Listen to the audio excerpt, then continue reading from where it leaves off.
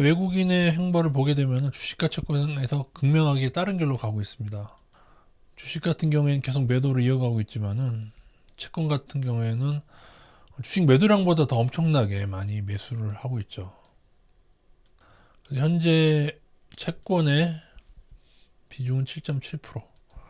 물론 이제 전체적인 주식 비중보다 작기는 합니다만 외국인의 잔액을 비교했을 때 지금 이 정도로 좀 더 작긴 하고 비중도 좀 더 작긴 합니다만 최근 몇 년간에 급격하게 늘어나고 있다. 그리고 이거 거의 이제 사상 최고 수준이죠. 계속 경신을 하고 있죠 지금.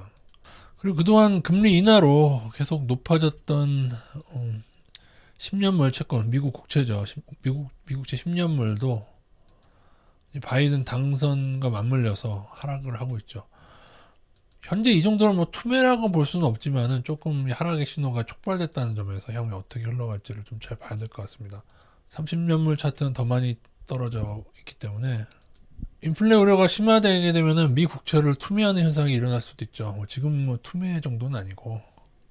근데 이제 급락하는 것도 가만 보지도 않을 것 같다는 생각은 듭니다. 그러나 이제 FED에서 또 양적 완화해서 이거를 또 방어하느라고 찍어낸 돈으로 채권을 매입을 해주면은 버티겠지만 또 FED에서 또 돈을 찍어낸다는 그 자체는 또 한 바퀴 돌면 다시 인플레가 심화되기 때문에 향후에 금융위기 형태가 어떻게 펼쳐질까에 대한 문제지. 아니 디플레로 전환해서 디플레로 가게 될지 아니면은 인플레이션 넘는 꽤 많은 인플레이션 아니면 그걸 넘는 하이퍼 인플레이션.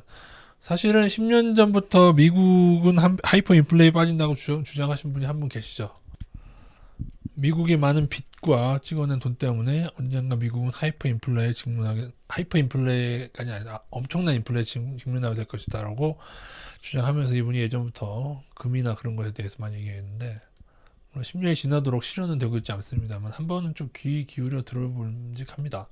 왜냐하면 지금 달러 엑소스 이게 우리나라만은 아닐 거예요. 우리나라 이 지금 보여지는 주식하고 채권이 우리나라뿐이 아니라 대만이든 어쩌면 일본이든 간에 아시아 쪽으로 달러 자본이 그들의 채권을 매수했을 듯 하고요.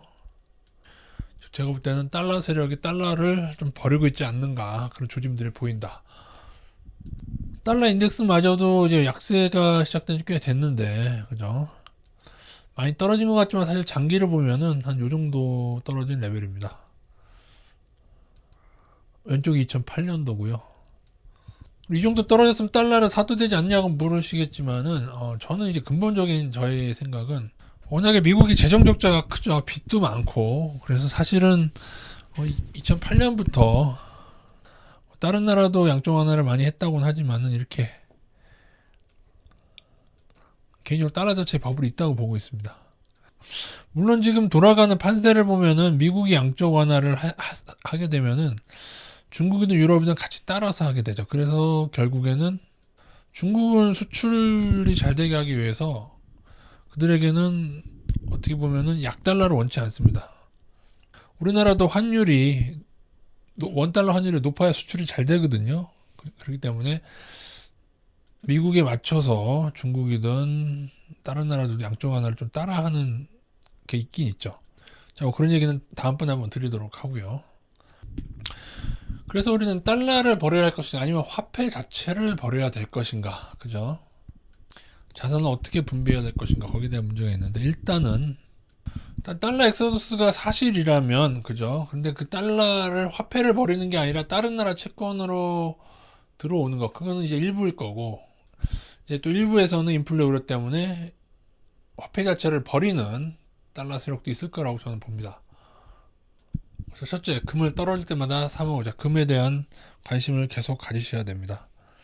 그래서 예전에 파버가 그러니까 무조건 인플레가 크면은 금은 장기적인 수요가 뺏을 수밖에 없고요. 극단적인 생각을 했을 때 달러가 굉장히 크게 가치가 폭락을 하게 되는 일이 생긴다면 어떤 일이 있을까를 우리가 앞으로 늘 염두에 둬야 될 것 같습니다. 그것이 달러뿐만 아니라 모든 화폐에 대해서 생각해야 되는데 그리고 과연 달러 세력은 달러를 너무 많이 찍어서 그것이 붕괴되는 직전에 갔을 때 그것을 금으로 갈지, 뭐 혹자가 얘기하는 그것을 뭐 비트코인으로 갈지 그런 면에 대해서 비트코인은 매우 불량한 면이 많지만은 뭐 그런 것도 한번은 생각은 해봐야 되겠죠. 절대로 비트코인 투자라는 의미는 아닙니다. 비트코인은 문제가 많아서. 어쨌든 그 또 다른 뭐 가상 전자통화, 비트코인이 아니더라도 그런 것을 뭔가 또 하지 않겠는가 하는 생각을 해야 되는데, 달러를 미국이 포기할 수 있느냐? 없죠. 없는데.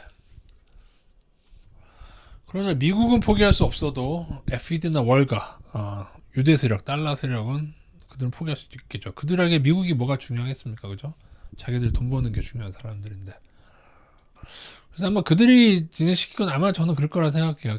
기축통화에 잃지 않는 한도 내에서 달러를 계속적으로 약세로 만들지 않겠는가. 그리고 이들이 외국으로 돈을 많이 빼놓고 나면은 그 후에 달러의 급락이 한번 올 수도 있지 않겠는가 하는 생각을 늘 하게 됩니다.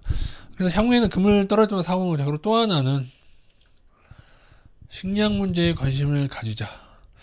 파버가 뭐 하이퍼 인플레나 뭐 금에 대해서 얘기한 거 10년 넘었듯이 식량 문제에 대해서 제가 얘기한 것도 한 10년 된 것 같습니다. 저도 한 10년 된 것 같은데, 이것은 언젠가는 반드시 닥칠 문제라고 생각하고 있습니다. 근데 제가 늘 말씀드리지만은 이 투자의 방법은 마땅치가 않습니다. 이거 기업으로 투자해야 될지, 그러니까 기업에 대한 투자가 나야 될 것 같아요. 왜냐면 원자재 자체는 콘덴고도 있고 ETF도 롤오버 비용도 있고 해서 좀 끌리지가 않습니다. 물론 시기별로 식량은 매우 급등하는 기간이 나오는데 지금 그 기간이 진행 중에 있습니다. 어쩌면 더 오를 수도 있을 것 같다는 생각은 저도 들긴 합니다. 그러나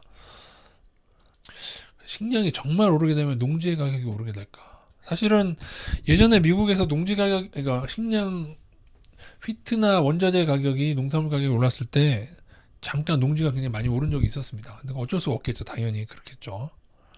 미국의 농지는 우리나라보다 훨씬 싸거든요. 비교해 봤을 때 캐나다나 그런 데 하도 땅이 넓으니까는 굉장히 싼데, 식량 가격이 오를 때 오를 수 있습니다. 우리나라도 농지 중에 좀 비싼 것도 있지만 또 찾아보면 되게 싸고 그런 것도 있거든요. 그래서 농지도 관심을 가져야 하나 싶지만은, 제가 봤을 때 요즘에는 농지 자체가 그것을 사는 거 대비해 그걸 빌려준다고 하죠. 그 땅을 빌려줬을 때 얻는 수익이 그다지 크지가 않다는 겁니다. 시골 땅들도 이미 너무 많이 올라가지고, 특히 집 지을 수 있는 농지는 더 그렇죠.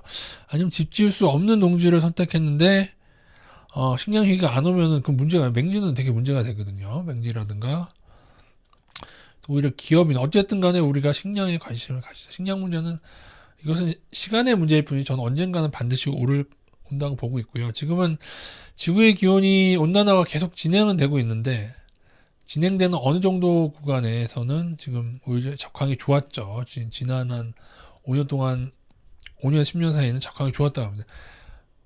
하지만 그 임계점을 넘게 되면은 그 후에 문제가 될 수 있고, 점점 기후는 늘 느끼는 거냐면 점점 이상해지고 있어요. 농사를 지으면서 더욱더 느끼는 것은 점점 기온이 이상해지고 있고, 이건 전 세계적인 닥치게 될 일이라고 보고 있습니다.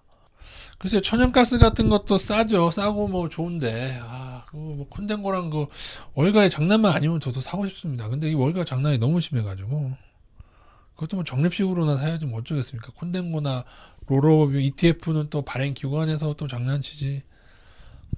금융이 너무 문제가 많죠.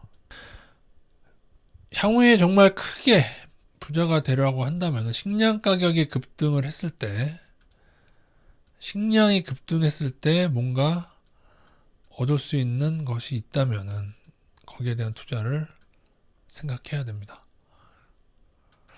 농산물 선물이나 ETF는 단기에 급등하지 않으면은 못 먹습니다. 단기 한 달에 이만큼 오르는 거랑 1년에 이만큼 오르는 거, 원래는 똑같이 먹어야 되는데, 그렇지만 1년에 이렇게 오르면은 수익이 없어요. 그 콘덴고 때문에, 희한한 제도 때문에, 롤오버 비용 때문에 그렇게 ETF 가지고 장난치기 때문에 그랬어요. 그것도 월가가. 그래서 제가 오늘은 운만 띄우겠습니다. 달러 엑소더스 조짐이 보인다. 향후에 어떻게 하는 게 좋을지 한번 고민해 보자. 그런데 이렇다고 해서 이거를 부동산에 아파트에 투자해야 한다거나, 아니면 뭐 주식인 뭐 나스닥 이런 데 투자한다는, 이거는 아파트와 나스닥은 지금 너무 이거는 그냥 버블 덩어리예요. 버블이 또 레벨이 있는데, 양쪽 완화로 커버될 수 있는 버블이 있고, 거기에 수혜를 받아서 오를 수 있는 품목이 있고, 그러지 못한 품목이 있습니다. 어쨌든 금은 좀 모아야 될 것 같고요. 향후에 식량 문제에 대해서도 계속 고민을 해봐야 될 것 같아요.